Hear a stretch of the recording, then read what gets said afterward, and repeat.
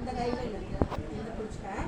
ஒரு லைனையும் அப்படியே சேர்த்து நடுவில் லைன் இல்லைல்ல, அதையெல்லாம் உள்ள மடங்கிடும்.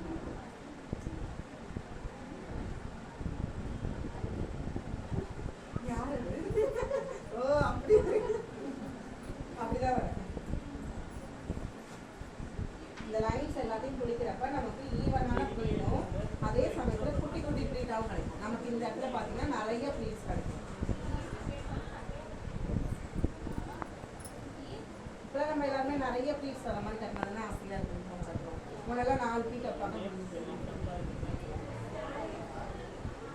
முன்னாடி நான் வச்ச மாதிரி வச்சிருந்தா 5 ப்ளீட் தான் வந்துருக்கும். இப்போ நம்ம அப்படியே வடிச்சோம்ல, அதில் 5 தான் கிடைச்சிருக்கும். இப்படி வைக்கிறதுனால நமக்கு அதிகமாக கிடைக்கும். ஒரு 8லேருந்து 12 வரைக்கும் கிடைக்கும் வச்சுக்கோங்க. சாரியோட அளவு கொடுத்து இது எவ்வளோ வந்துருக்குன்னா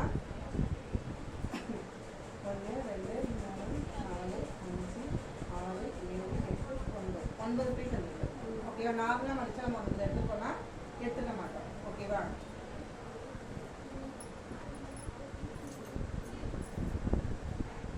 இப்போல்லாம் எல்லாருமே கிளைண்ட்ஸ் அப்படி கேட்குறாங்க, எனக்கு 12 வச்சு கொடுங்க, 12 வச்சு கொடுங்க, 8 வச்சு கொடுங்கன்னு நம்ம கணக்கு சொல்லி கேட்குறாங்க எல்லாருமே.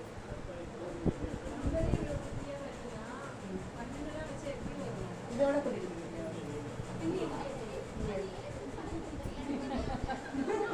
கேட்குறது எனக்கு புரியல. முடியும். அயன் பண்ணிட்டா சப்பையாயிரும்ல. பின்னாடி எடுத்துக்கணும்.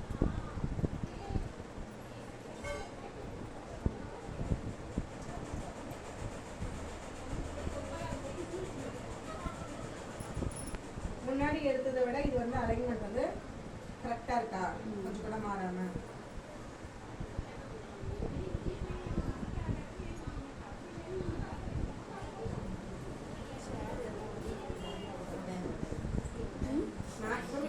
கையக்கு மேலே தூக்கி ஃபேனில் விட்றாது.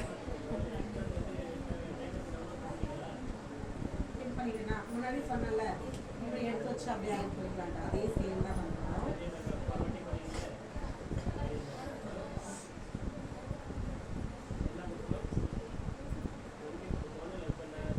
ஒன்றுமே இல்லை, அந்த கைட்லைன்ஸ் மட்டும்தான் எடுக்கணும். எடுத்தாலே நம்ம கரெக்டாக தான்